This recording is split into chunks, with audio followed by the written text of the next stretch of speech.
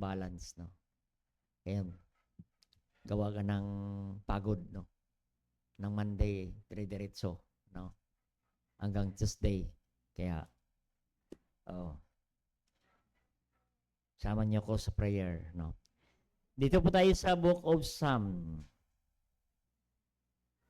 Psalm 51. Basahin natin ang 1 to 12.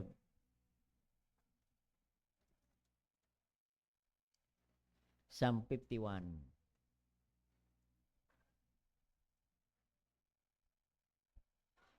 Nakita na po natin Psalm 121. Yan. 1 to 12. Yan. Salita natin, babasahin ang salita ng Diyos.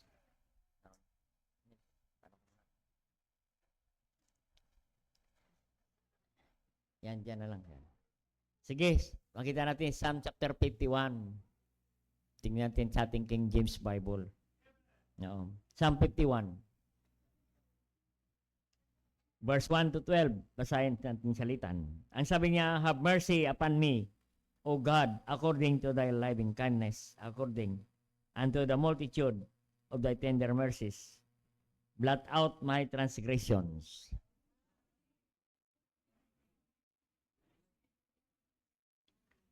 For I acknowledge my transgressions, and my sin is ever before me. The only I have sinned and done this evil in thy sight. Thou mightest be justified when thou speakest, and declare when thou judgest. Behold, I was shapen in iniquity, and in sin did my mother conceive me.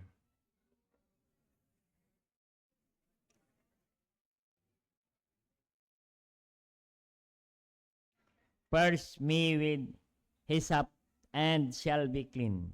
Wash me, I shall be whiter than snow. Hear the joy of gladness, and the bones which have broken may rejoice. Hide thy face from my sins, and blot out all mine iniquities. Create me a clean heart, God, and renew my right spirit within me. Cast me not away from thy presence, and take not thy Holy Spirit from me. Restore unto me the joy of salvation, and uphold me with the free spirit. Tayo po ay mag-pray. Dakilang Diyos, makapangyarihan sa lahat. Salamat sa pagkabasa ng inyong mga salita. At dalangin ko, Diyos, ikaw po magpapala sa amin sa bawat isa. Salamat po sa privilege na ito, Panginoon. Binigyan mo muli kami, O Diyos, ng pagkataon na kami muli makadalo sa napakalagang gabi ng panalangin, gabi ng makipag-usap kami sa inyo, Panginoon. Salamat po, Panginoon, sa mga pakikinig niyo sa aming mga panalangin. At higit sa lahat, sa kasagutan na aming mga panalangin. At Banal na Espiritu, malaya kang gumawa sa amin ngayong gabi. Higit sa lahat, ang pakikinig ng mga salita, Panginoon. Give us attentive spirit tonight, O God, and help the servant, O God. I am nothing kung wala ang inyong guidance at wisdom, ay wala po kang magagawa, Panginoon. Dalangin po namin, ikaw po magpapala sa amin, Lord God, sa gabing ito. At patuloy mo kaming kausapin sa magitan ng inyong mga salita. Gabayan mo kami, Holy Spirit of God, at mayroon kaming matutunan mula sa iyong mga salita, Panginoon, na paano namin ma-apply sa aming mga buhay, Panginoon. Kaya dalangin ko po, ikaw po magpapala sa amin, and bless the passage that we read tonight, and I need your help and guidance to expound thy word tonight, O God. Forgive our sins, O God, and cleanse our heart, and all these things we ask in Christ Jesus' name. Amen. Alright, you may be seated. Ang sabi ng verse, dito natin kunin sa verse 12, ang last verse natin. Ang sabi niya, restore unto me the joy of my salvation, and uphold me thy free spirit. Restore unto me the joy of salvation. No? Yung title na mensahe natin ngayon, Finding the Joy of the Lord. Paano may balik, matagpuan natin muli ang kasiyahan sa Panginoon. Paano natin matagpuan ang kagalakan bilang Kristiyano. So makita natin ay dito po si David ay nagpapahayag, no, sa kanyang pagsisisi sa kanyang kasalanan, no. He expresses his confession to God. And praise the Lord, our God is merciful and forgiving God. Oo, yan ang Diyos natin. Oh, mapagmahal, no, mapagpatawad na Diyos. Dito po si David, no. David was one of the example when it comes to repentance, no? Repentance. At makita natin sa background kung bakit sinabi ni David ang pagsisisi niya sa kasalanan, no? At makita natin, no, the story dito po sa Psalm chapter 51 ay kung saan si David ay nahulog sa kasalanan, no? Nahulog siya doon sa kay Bathsheba. Alam natin yan, si Bathsheba. Nahulog si David doon, no? And sa panahong ito, David was truly confessed for his sin to God, no? His sin of adultery to Bathsheba. At hindi lang po yan, ano? Ay hindi lang siya nagkasala, no, sa adultery, kundi he was guilty also of murder over husband. Sino yan? Si Uriah, no? Si Uriah, the husband of Bathsheba, no? He was guilty of murder of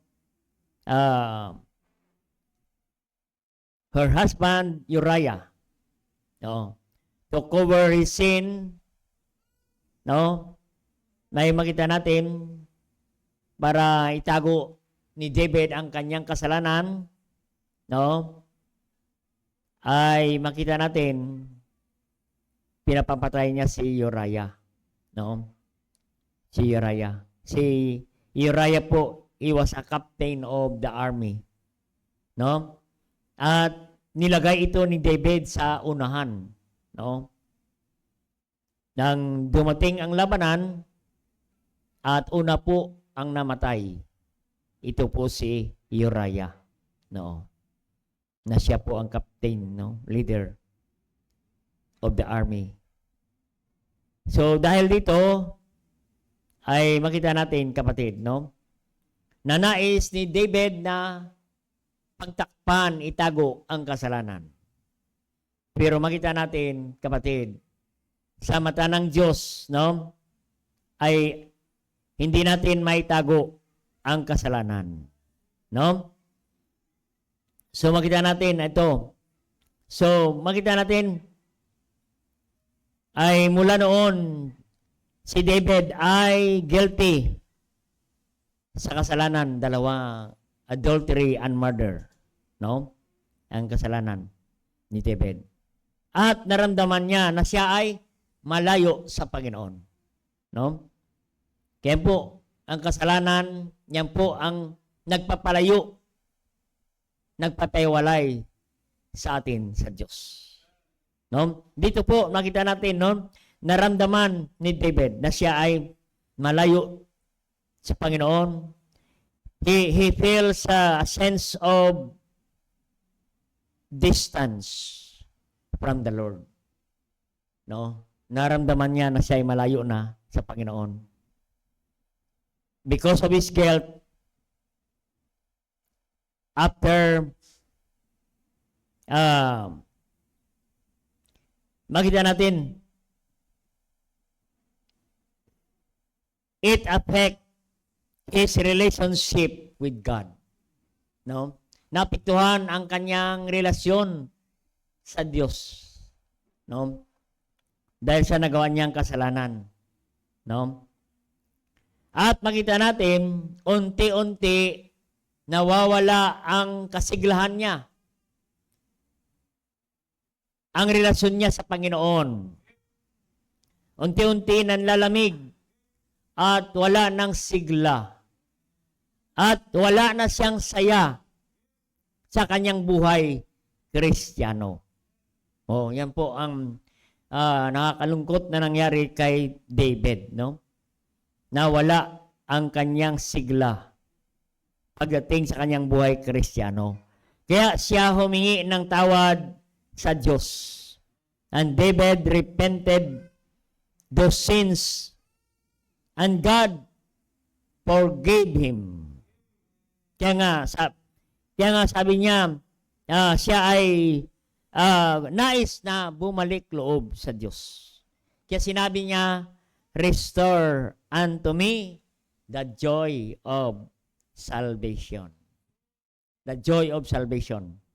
No? Nais niya na maibalik muli ang kagalakan niya sa Panginoon. Kagalakan niya bilang Kristiyano. Amen. Kaya ganoon, kapatid, no? At hindi lang po si David ang nakaranas nito. Maging lahat ng Kristiyano nakaranas. No? Na nakaranas na tayo ay wala ng sigla pagdating sa Panginoon. Naging tamlay na tayo pagdating sa Panginoon, pagdating sa gawain ng Panginoon, no? At nawala ng saya. Wala ng saya tayo sa Panginoon. Yan po ang naramdaman ni David, no? Yan po na malayo na siya sa Panginoon. Kaya nais niya ulit may balik. Kaya nga sabi niya, restore unto me the joy of salvation. Create me a clean heart, O God, and renew a right spirit within me. Nais ni David, may balik muli ang sigla at ang tamis at paging malapit niya sa Panginoon. Yan po ang nais ni David sa Panginoon. Yan po. Nawala ang kanyang kagalakan sa Panginoon.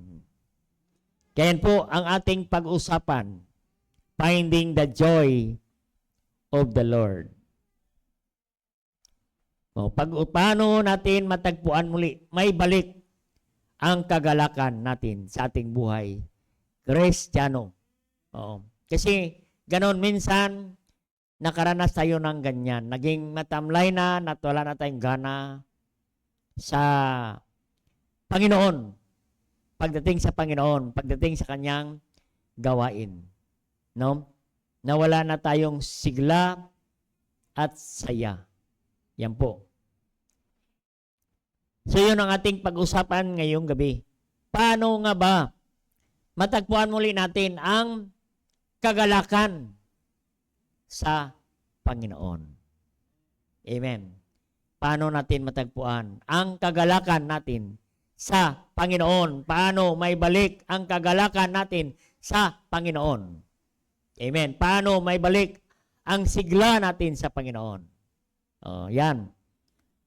So, makita natin, yung sabi ni David, restore unto me the joy of salvation. Amen. The joy of salvation. No, nabanggit niya ang kagalakan, no, ng kaligtasan. Oo. So number 1, makita natin, paano natin matagpuan? May balik muli ang kasiglahan, kasiyahan sa Panginoon. Sa ang una, kapatid, remember our salvation. Sabi ni David, restore unto me the joy of salvation. Amen. Ang kaligtasan natin, kapatid, ay hindi nawawala. Secured. Amen. John 10:28, I gave unto them eternal life, shall any man pluck them out of my hand. So, ang kaligtasan natin ay hindi nawawala. Amen. Ano ang nawawala sa Kristiyano? Ang nawawala sa atin, kapatid, ay ang kagalakan natin sa Panginoon, kagalakan natin sa gawain ng Panginoon. Amen. Para maibalik, matagpuan muli natin, no, ang dating sigla at saya. Aba, kailangan ibalik tanaw natin ang ating kaligtasan. Amen. Magbalik tanaw tayo sa Panginoon. No? Remember the day when we got saved. Oo. Alalahanin natin, no? Kung paano tayo naligtas. Amen. No, paano tayo naligtas? At isa yan, no, na nagbibigay sa atin ng kagalakan. No? Nung tayo ay naligtas. Amen. Isang kagalakan ng Kristiyano na tayo ay naligtas. Amen. Kaya makita natin, nung una nalaman natin ang kaligtasan, tinanggap natin ang Panginoon bilang tagapagligtas. No? Ay makita natin, nandoon ang ating excitement sa Panginoon. Nandoon ang ating kasiyahan sa Panginoon. Amen? Masaya ka na ikaw naligtas. Oh, excited ka, no, ng kaligtasan. Nalaman mo na ang kaligtasan ay biyaya ng Diyos. Amen? Kaya we need to remember the day we got saved. Kung ikaw ay malungkot na wala ang sigla natin sa Panginoon, alalahanin natin ang kaligtasan, ibalik tanaw natin. Kailan ka naligtas? Paano ka naligtas? Oo. Alalahanin natin ang ating kaligtasan. Amen? Kasi ang bagong ligtas, masaya, excited sa Panginoon. Nandoon ang sigla niya. Oo. Sigla. Yan ang naranasan ng bagong ligtas. Imagine mo, yung bagong ligtas, siya ay masaya, excited sa Panginoon pagdating sa gawain ng Panginoon. Amen? Naalala ba natin yung kaligtasan bago tayo naligtas? Oo. Halos pag may service, ayaw nating umuwi pa. Amen? Halos gusto natin araw-araw magstay sa church. Amen? Gusto natin araw-araw may simba. Amen? Excited ka pagdating ng pananambahan. Excited ka ng araw ng Sunday. Excited ka araw ng Miyerkules prayer meeting. Excited ka. Nais mong dumalo. Kapatid, no? Mong tayo bagong ligtas. Ngayon, nasaan na ang saya? Nasaan na ang sigla natin, kapatid? Nandyan ang kaligtasan. Pero nawawala kasiyahan natin sa Panginoon. Kaisipin lang natin paano tayo naligtas. Mababalik ulit ang iyong sigla at saya sa Panginoon. Kaya minsan, kapatid, maging matamlay tayo sa pagdating sa gawain ng Panginoon. Lagi na lang nahuli natin ang Panginoon. Bakit? Nawala ng sigla, wala ng saya. Kapatid, we need to remember our salvation. Remember the day you got saved. Alalahanin natin, kapatid, kung paano ka naligtas, saan ka naligtas, paano ka natagpuan ng Panginoon. Amen. Kaya po, finding the joy of the Lord. We need to remember our salvation. Remember the day we got saved. Babalik ulit ang ating sigla at kasiyahan sa Panginoon. Maging excited ka muli sa Panginoon. Maging matapat ka muli sa Panginoon. Maging matapat ka muli sa gawain ng Panginoon. Pag maalala mo kung paano ka naligtas. Oo. Isipin mo yan, kapatid. Isipin natin kung hindi tayo naligtas. Kung hindi ako naligtas, amen, imagine kung hindi tayo naligtas, saan tayo ngayon? Anong klaseng buhay tayo ngayon? Anong klaseng pamilya tayo ngayon, kapatid? No? Baka hanggang ngayon, yung kalalakihan natin, nandoon pa sa barkada. Nandoon pa sa bisyo, kapatid. Pero salamat sa Panginoon. Tayo ay naligtas, kapatid. Tayo ay naligtas. Tayo natagpuan ng Panginoon. No? Makita natin, kapatid, kung hindi tayo naligtas. Oo. Yung iba sa atin, sira na ang buhay. Sira na ang pamilya. Amen. Naalala ko yung kinikwento ko sa inyo, isang 18 years old na sa kulungan. Ang sabi niya, kung narinig ko ang salita ng Diyos, hindi ako nakarating sa lugar na itong bilangguan. 18 years old, doon siya nag-birthday. Nakakalungkot, nakarawan, nasa loob ka ng kulungan. Ang masayang kaarawan, nandito ka sa simbahan. Amen? Makita natin anong saya, no? Na maalala muli ang kaligtasan. Para mabalik, no, ang saya natin sa Panginoon. Simple lang po. Ibalik tanaw natin, magbalik tanaw tayo sa ating kaligtasan. No? Balikan mo.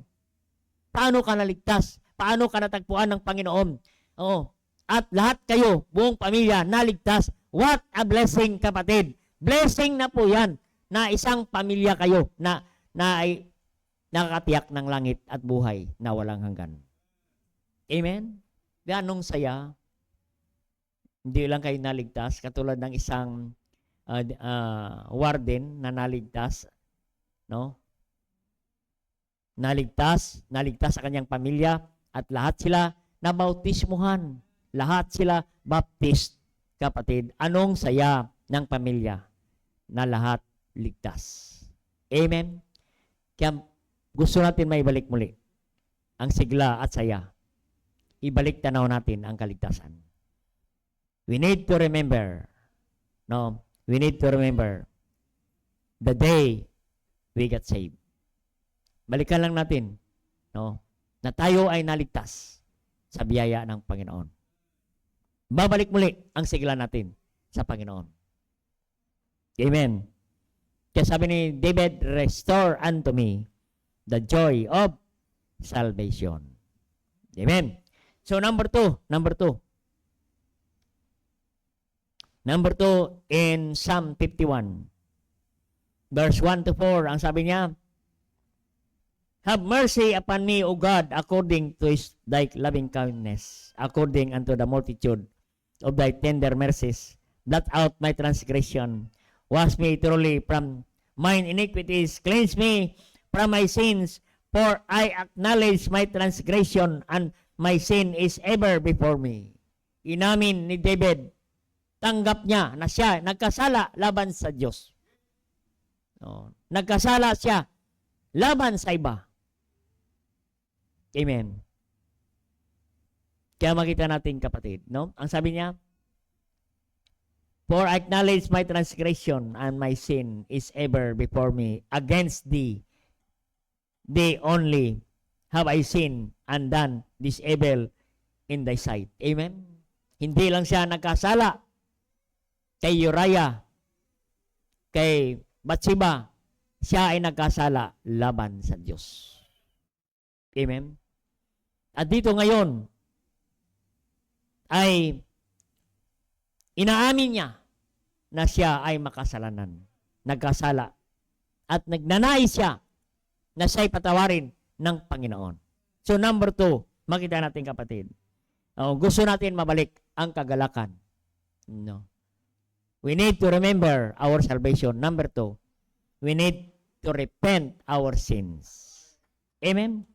Ganun na pala kasimple. Amen? Repent our sin. Makita natin kapatid, no? Nawala ang saya ni David. No, wala nang kagalakan sa Panginoon si David. Yun ang naramdaman ni David, kaya nga sabi niya, Lord, have mercy on me, upon me, O God, according to His loving kindness and multitude of Thy tender mercies. Amen. Salamat, ang Panginoon ay multitude of tender mercies. Amen. Mahaba, mayaman, masagana ang habag ng Diyos. Kahit gaano kalaki ang kasalanan ni David, handa ang Diyos magpatawad sa kanya. Amen. Kaya po, we need to repent our sins. Repentance lang ang kailangan. Amen? Kasi pag ang Kristiyano ay patuloy sa kasalanan, sigurado hindi yan masaya. Mawala ang saya. Oo. Kung tayo ay tunay na Kristiyano, hindi ka mag-i-enjoy sa kasalanan. Amen. Kung nag-i-enjoy ka sa kasalanan, aba, delikado. Amen. I-check mo yung kaligtasan. Amen. Kasi makita natin kapatid, no? Hindi excuse na tayo ligtas. Dahil ang kasalanan ay mayroong consequence, may kabayaran. Makita naman natin sa story ni David. Pinagbayaran niya ang consequence ng kanyang kasalanan. Bagamat siya'y pinatawad ng Diyos, pero nandoon ang consequence ng kasalanan. Kaya nga sabi na, anong sabi ng Hebrews 12 verse 6? Pag tayo ay nagkasala, lumayo sa Diyos, ang sabi niya, Hebrews, ito ngayon natin, Hebrews 12.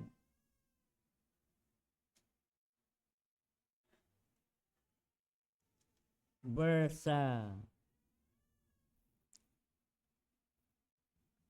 6. Sa verse 5 muna. And ye have forgotten the exhortation, speak it unto you as unto children. My son, despise not thou chastening of the Lord, nor faint when thou art rebuke him. Masakit po, pag tayo ay i-rebuke, i-correct ng Diyos. Amen. Para sa verse 6, for the Lord whom loveth, He chasteneth. Kung tayo anak ng Diyos, ay nandoon ang consequence. Nandoon ang disiplina ng Diyos. Amen? Di po, chastening scourgeth every son, whom receiveth. Kaya makita natin kapatid, no? Yung discipline ng Panginoon. At hindi ka matutuwa sa mga consequence. Ang sabi niya sa verse 11, now no chastening for the present seemeth to be joyous, but grievous, nevertheless afterward it yieldeth peaceable fruit of righteousness unto them which has exercised thereby. Amen? Makita natin, it is not seemeth to be joyous. Hindi ka matutuwa, hindi ka masiyahan pag ang Diyos magdisiplina. Masasaktan ka. grievous. Masakit. Masakit, pero ang nais ng Panginoon, no, ay mapaayos ang ating buhay. Yan ang nais ng Panginoon sa atin. Amen. Mapaayos tayo. Kaya kailangan repentance para mabalik muli ang kagalakan natin sa Panginoon. Yan lang po ang solusyon natin, kapatid, para mabalik ang kagalakan natin sa Diyos. No? Nandoon ang repentance natin because God is merciful. God is forgiving God. No sins is too great to be forgiven. Walang maliit, gaano man kalaki na kasalanan na hindi kayang patawarin ng Diyos. Kaya nga, sabi ng 1 John 1:9, if we confess our sins, He is faithful and just to forgive our sins, no?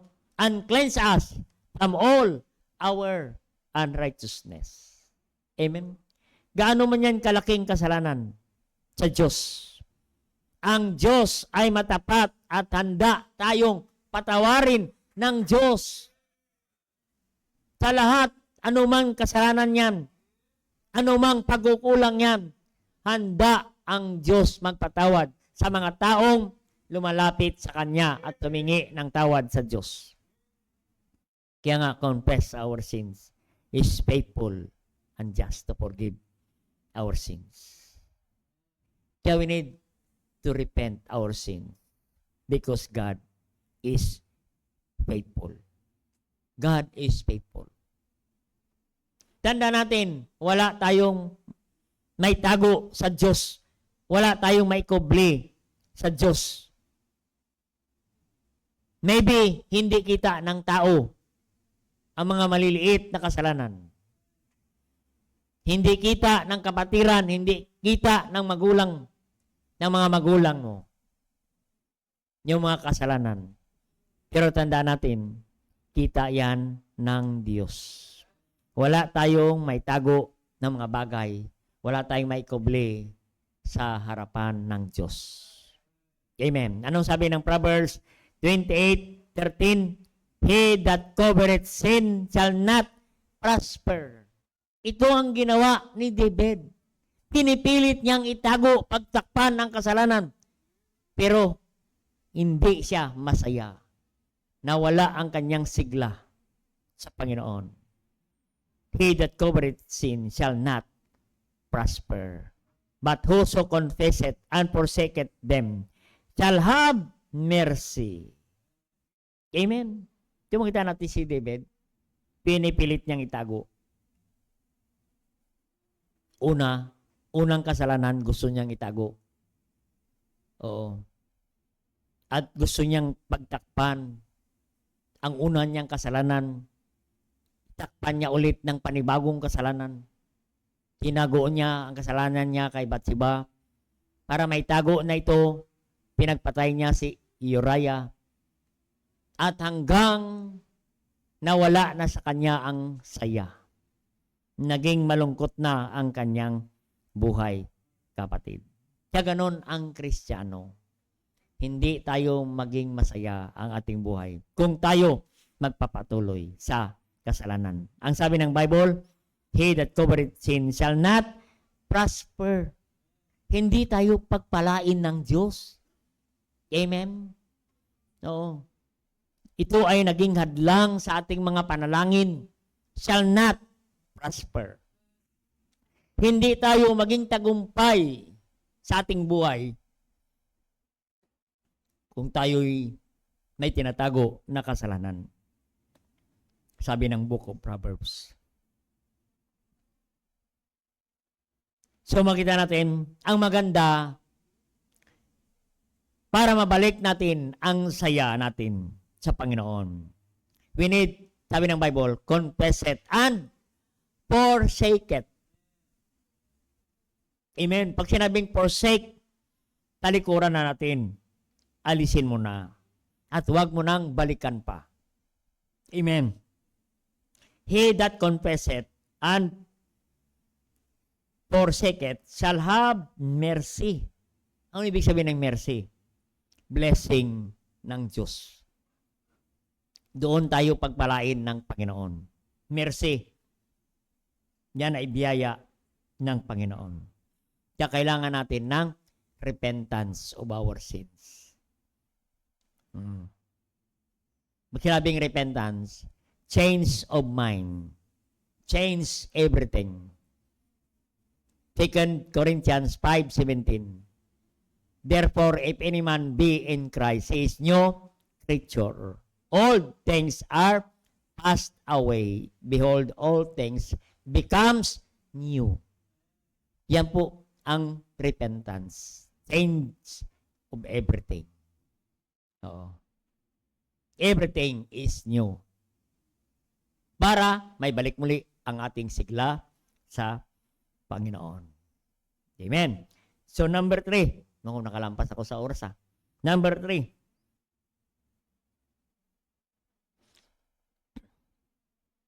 Number 3. Makita natin sa, balik tayo doon sa Psalm chapter 51 verse 10.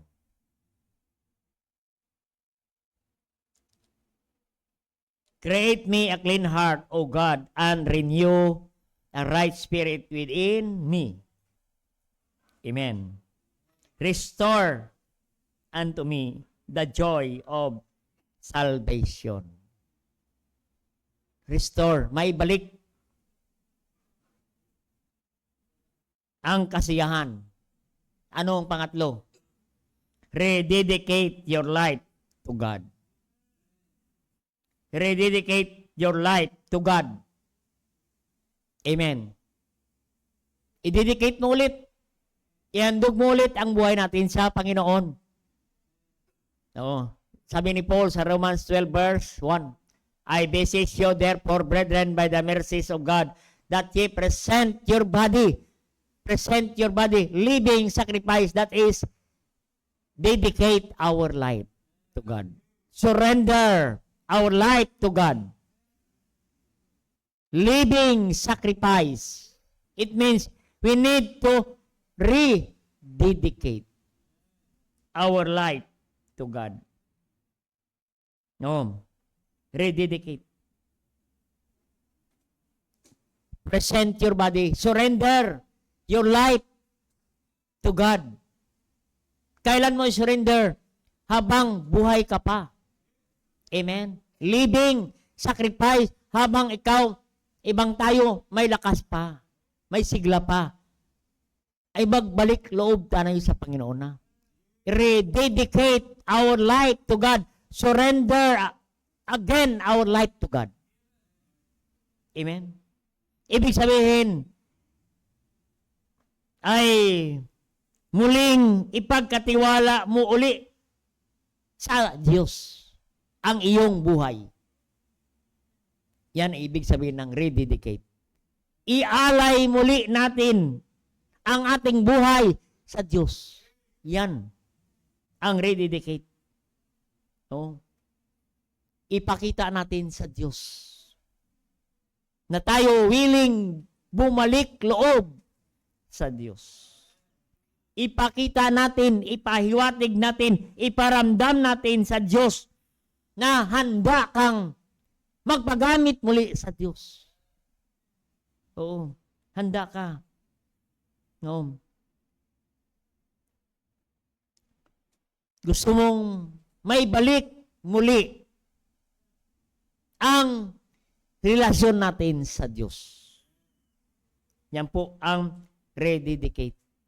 Surrender your life to God. Surrender again to God. Rededicate. Yan ang kailangan. Magbalik loob tayo ulit sa Diyos.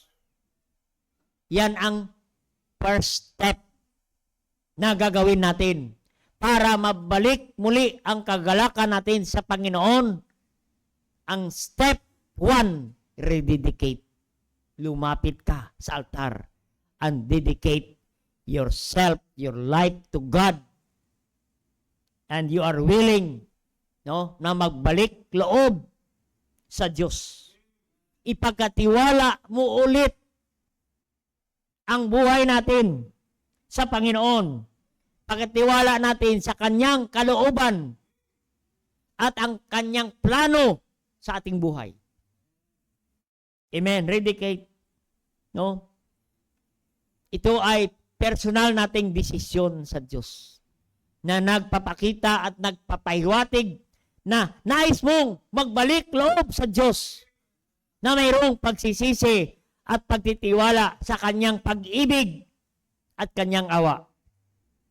At handa kang sumunod sa kalooban ng Diyos sa ating buhay. Yan po. No? Nais mong sumuko. No? Sa Panginoon ng iyong buhay. No? At makita natin kapatid, no?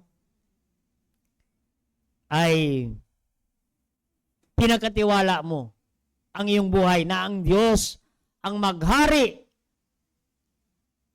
sa ating buhay. At handa tayong sumunod sa kalooban ng Diyos. Oh. At muli, nais mong sumuko muli at magtiwala na mayroong dakilang plano ang Diyos sa ating buhay at sa iyo, sa ating pamilya. Amen.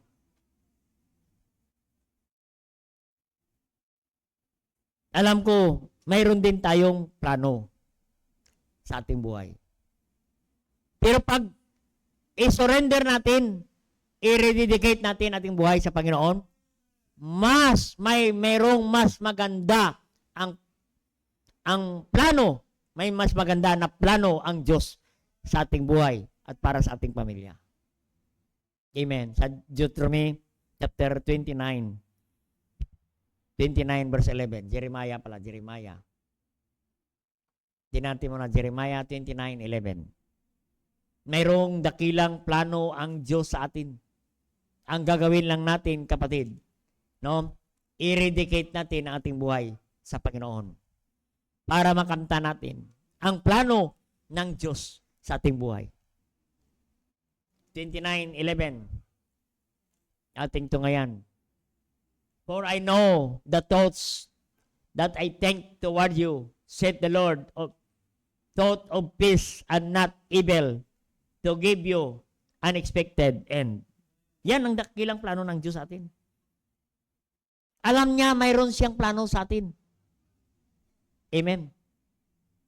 Nasa isip niya na may plano ang Diyos sa atin. Nakadesinyo na ang plano ng Diyos sa atin. Ang gagawin na lang natin, sundin na lang natin ang kalooban niya. Kasi hindi makagawa ang Diyos sa kanyang plano kung tayo ay wala sa kalooban ng Panginoon. Amen. Para matupad, magkaroon ng katuparan ang plano ng Diyos. Makomplis ang plano ng Diyos sa atin. No? Ay makita natin, kapatid. Rededicate our life to God. No? Pagkatiwala natin sa Diyos, mas maganda ang plano ng Diyos kaysa plano natin. Maybe may plano ka, pero mas higit, mas maganda ang plano ng Diyos sa ating buhay. Kasi alam ng Diyos ang plano niya para sa atin. No? Para sa ating kabutihan, para sa ating kapakanan, at magkaroon ka ng kapayapaan. Amen? At pag-asa at mayroong kinabukasan. Amen? Yan po ang Diyos natin. Alam niya. May dakilang plano sa atin. Mula ngayon, bukas hanggang magpakailanman. Because our God, He is the same yesterday, today, and forever. Hindi nagbabago ang Diyos sa kanyang plano. May magandang plano ang Diyos sa atin. No. Ang kailangan lang, kapatid, magbalik loob tayo sa Diyos. At what we need is rededicate your life to God. No? Para ang plano ng Diyos ay magkaroon ng katuparan. No? Katuparan. Matupad ang plano ng Diyos sa atin. What we need is rededicate our life to God. No? Rededicate our life to God. Yan ang kailangan. Magbalik ka lang ulit sa Diyos. Sabi ng Proverbs 24:16, for the just man falleth 7 times and riseth again. Riseth again. Bumagsak man tayo, lumayo man tayo sa Panginoon, balik ulit, riseth again. That's the word, rededicate our life to God. Magbalik loob lang tayo muli sa Panginoon. Ang Diyos natin, kapatid, ay handa muli tayong tanggapin ng Panginoon. Kaya yun, makita natin, kapatid, para mabalik ang kasiyahan at kagalakan natin sa Panginoon. Anong una? We need to remember our salvation. Remember, the day we got saved. Number 2, repent our sins. And number 3, we need to rededicate our life to God again. Para mabalik muli ang sigla natin sa Panginoon, sa Kanyang gawain. Rededicate our life to God, kapatid. Yan po ang nais ng Panginoon sa atin. Mabalik muli ang dating sigla at lakas natin sa Panginoon. Mabalik muli ang kagalakan at kasiyahan natin sa Panginoon at sa Kanyang gawain, mga kapatid. Yan po, finding the joy of the Lord. Amen. We need to remember the day we got saved. We need to repent our sins. We need our sins, and we need to change everything. And rededicate our life to God. Tayo po ay mag-pray. Dakilang Diyos, Ama sa langit, salamat muli, O Diyos, sa dakilang ginawa ninyo sa amin. Tinuruan mo po kami, Panginoon, kung paano maibalik ang sigla at saya namin, Panginoon, sa paglilingkod sa inyo, Panginoon. Maraming salamat muli, Panginoon, sa kaligtasan